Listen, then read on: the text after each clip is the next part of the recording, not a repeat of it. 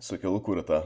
Obrigadão, pessoal. Cara, te falar que eu fiquei muito tempo sem entender esse conceito aqui de o que que é um monolito modular. E vamos falar um pouquinho sobre isso, né? Quando você tá fazendo o seu software aqui, o seu serviço, imagina que isso daqui é um servição, tá? Você tem aqui embaixo seu banco de dados tradicional, pô, aí você começa a criar aqui uma classe que vai ser a nossa classe de produtos. Em algum momento você vai ter ali uma parte do código que vai ser responsável por users, né? Usuários, pô. Usuário junto ou separado de autenticação? Não sei, fica junto. A gente vai ter, sei lá, pagamentos. Eu sempre uso os mesmos exemplos, né? Vamos dar um exemplo diferente. Você vai ter aqui hotéis, modelos de sei lá. E conforme o seu monolito vai crescendo, você vai ter que uma coisa chama outra coisa, chama funções de outra coisa chama funções de outra coisa. Tem como escolher uma corzinha mais adequada aqui? É uma coisa vai chamando outra, vai chamando outra, que vai chamando outra, uma função chama outra, sem muita organização, sem muita coisa. De repente você tem que aqui no meio, o que isso aqui se parece? Se parece com um espaguete. Você tem código espaguete. Qual a saída aqui, né? Qual a saída pra gente sair dessa situação que a gente se colocou conforme o nosso serviço foi crescendo de maneira desorganizada e virou um projeto legado? Será que a solução é a gente melhorar esse monolito? Será que a solução é a gente transformar esse monolito num monolito modular? Será que a solução é a gente ir para um monolito distribuído ou para microserviços? Vamos debater aqui quais opções que a gente tem. Como que a gente soluciona o problema de escalar um serviço que o monolito está ficando muito bagunçado? A gente já vai discutir isso. Antes eu preciso te falar da UVP, que está patrocinando esse vídeo. Se você ganha seus R$ 4.500 ou mais, a UVP pode te ajudar. Tá na hora de você aprender a investir de verdade, para você não depender mais de diquinhas ou de conselhos ou de videozinho no YouTube. O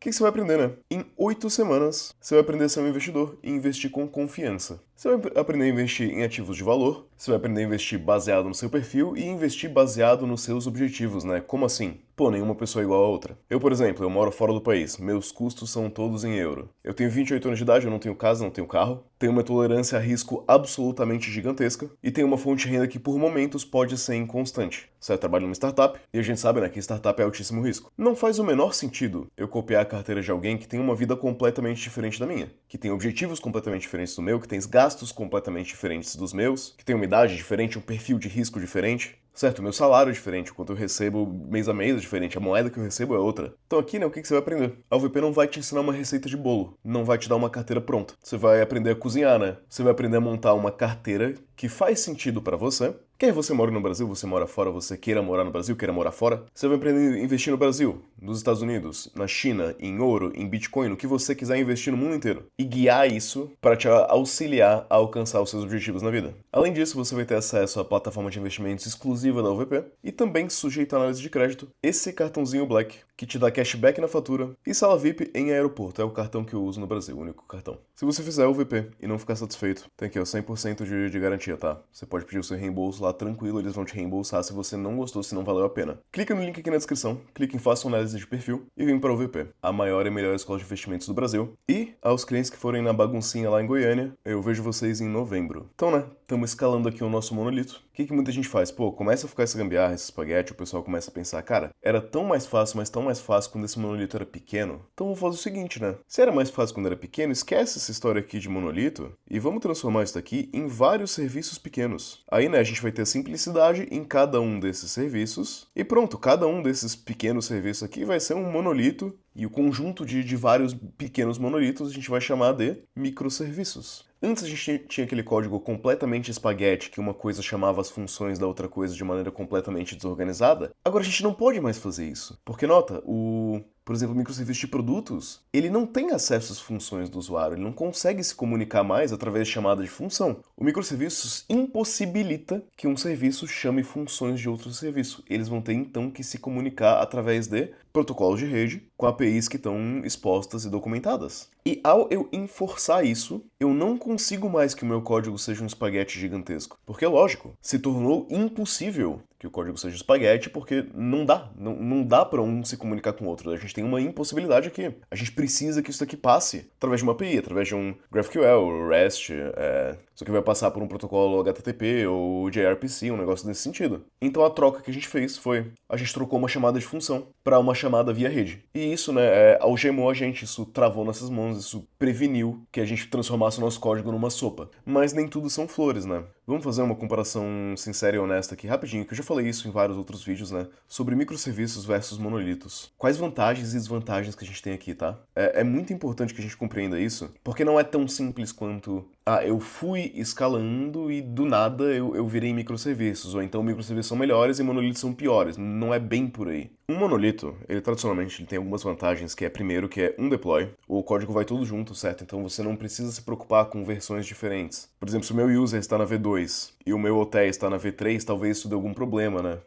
É uma dor de cabeça adicional para minha equipe e para o meu DevOps. Você tem um deploy, uma equipe, uma versão, um repositório, tradicionalmente, tá? A gente pode ter exceções a todas essas coisinhas aqui, geralmente. Na verdade, eu acho que uma versão talvez não tenha exceção, mas não sei também. Pô, isso daqui, né, dá uma simplicidade muito grande. Tipo assim, você não precisa fazer APIs entre um serviço e outro. Você não precisa se comunicar através de protocolos de rede que vão adicionar um pouco de latência e um pouco de complexidade. Você não precisa orquestrar os seus deploys de uma maneira muito mirabolante. Você tem aqui, né, que em microserviços a gente tem vários deploys, a gente tem uma comunicação via protocolos ao invés de uma comunicação via funções, a gente tem um overhead de DevOps maior e a gente tem também melhor isolamento. Você consegue imaginar 200 desenvolvedores fazendo commits e deploys e rollbacks em uma única codebase? É complicado. Esse melhor isolamento, né, imagina que a equipe aqui de pagamentos lançou uma versão com problema e tem que fazer um rollback. Ok, você faz o rollback ali do pagamentos e tudo certo. Agora imagina que no mesmo dia, certo, se isso aqui está de volta num monolito e você tem todas as equipes atualizando esse software, não é tão simples assim você deployar um problema no serviço de pagamentos e fazer um rollback. Tipo, se o versionamento e a observabilidade estiverem boa, você até consegue remover só aquele código que deu problema, né? Só aquele commit que deu problema. Mas você vai ter que deployar tudo de novo. A não ser que você esteja usando Elixir, que aí você pode fazer um hot code swap, eu acho. Me disseram que isso funciona.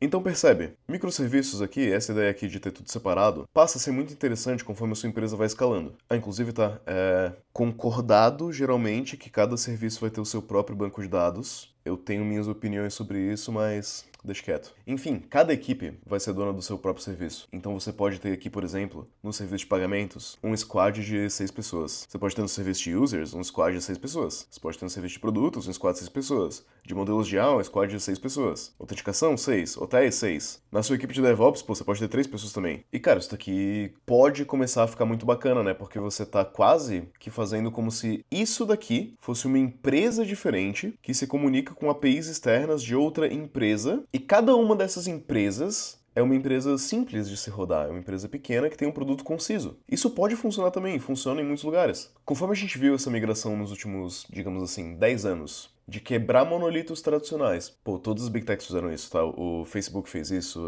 Cita aí qualquer empresa grande que você conhece. Eu te garanto que ou ela já começou distribuída, porque tinha muito venture capital, ou ela ficou distribuída ao longo do tempo. Todas elas sem exceção. E a gente viu isso daqui, né? Sendo popularizado em blogs de tecnologia, galera escrevendo artigo, dando palestras sobre isso daqui. E conforme você vai escalando o seu time para 100, 200, 1000, 10 mil pessoas, cada vez mais esse tipo de solução começa a fazer mais sentido. Pô, assim, na maioria dos casos não é realista eu esperar que 200 desenvolvedores consigam fazer commits na mesma codebase e o negócio não ficar um caos. Isso não existe. Mas, né, ao longo dos últimos 10 anos, a gente percebeu também que o que acontece quando eu não tenho squad de 6 pessoas, squad de 6 pessoas, squad de 6 pessoas, squad de 6 pessoas, eu tenho, de repente, uma empresa de 6 pessoas. Como é que fica aí? Cada um faz o seu serviço? Quem que é o DevOps? Cada um faz o seu DevOps?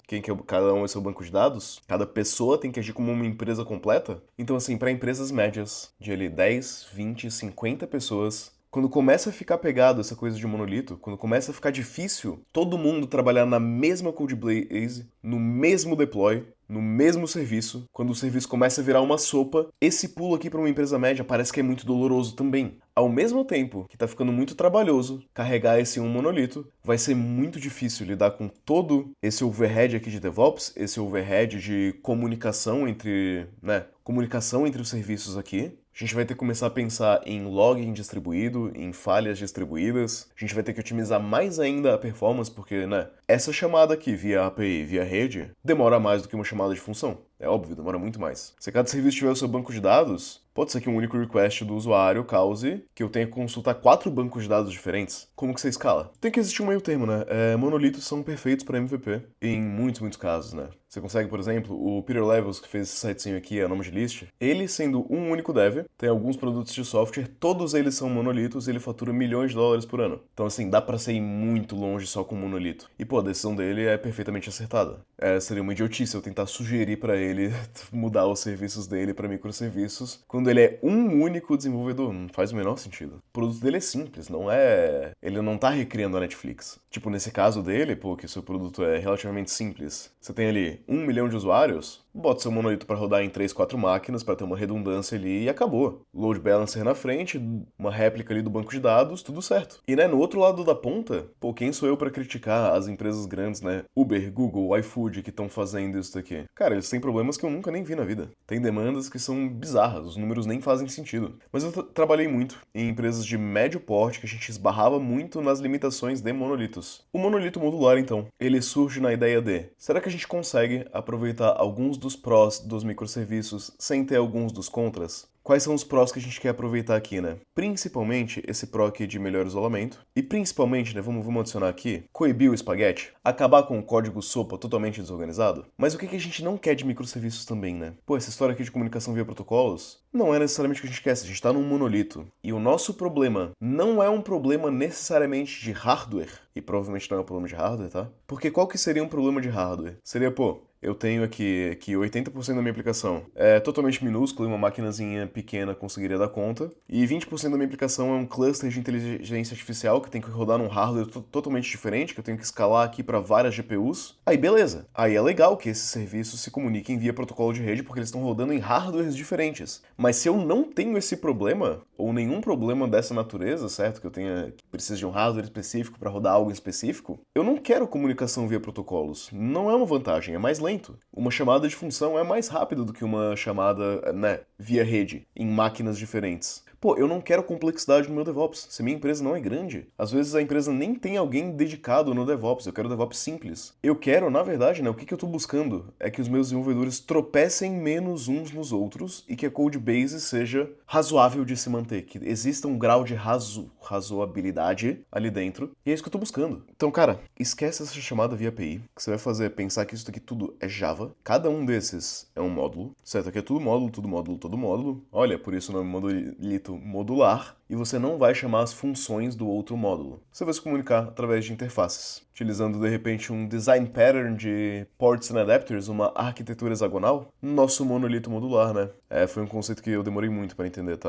Porque, sei lá, eu nunca tinha sentado para estudar, achava que era outra coisa. Vai ser uma aplicação com um banco de dados, um runtime, com módulos, e aí você pode dar que uma equipe é a dona de um módulo, ou uma pessoa é a dona de um módulo, e esses módulos vão ter contratos. A gente pode chamar aqui de contrato, a gente pode chamar isso aqui de interface, em que ele expõe maneiras de comunicação específicas. Você pode pensar, pelo amor de Deus, não leva isso aqui para o mau caminho, tá? Pensa em getters e setters, tá? Você vai definir como que os outros módulos podem interagir com o seu módulo. Da mesma maneira que uma classe define como o mundo de fora dela interage com ela através de getters e setters. Então você vai ter, né, contratos aqui, nome bonitinho para interfaces, nome bonitinho para protocolos. O importante é que você compreenda que o user vai definir quais são os modos de interagir com ele, o que tem de input e o que tem de output. Isso aqui vai nos garantir, né, um SOC, Separation of Concerns, em encapsulamento. E a gente tem que, como ele continua sendo um monolito, né, um monolito modular ainda é um monolito, a gente tem um único artefato grande,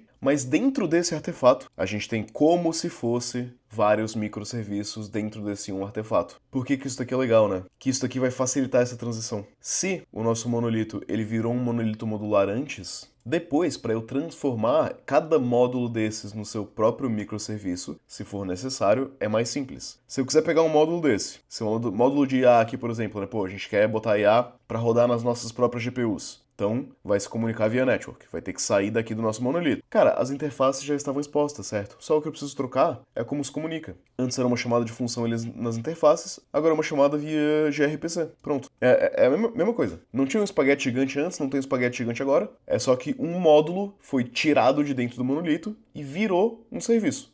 Show legal? É conceito simples aqui, tá? Mas isso aqui é importante pra gente elucidar a importância da arquitetura na transição entre uma empresa pequena com poucos usuários, um serviço muito simples, para uma empresa média com um número considerável de usuários, um serviço que vem crescendo em complexidade, certo? O monolito modular é uma etapa para você facilitar essa transição de um MVP super simples para uma empresa madura. É a boa arquitetura, né?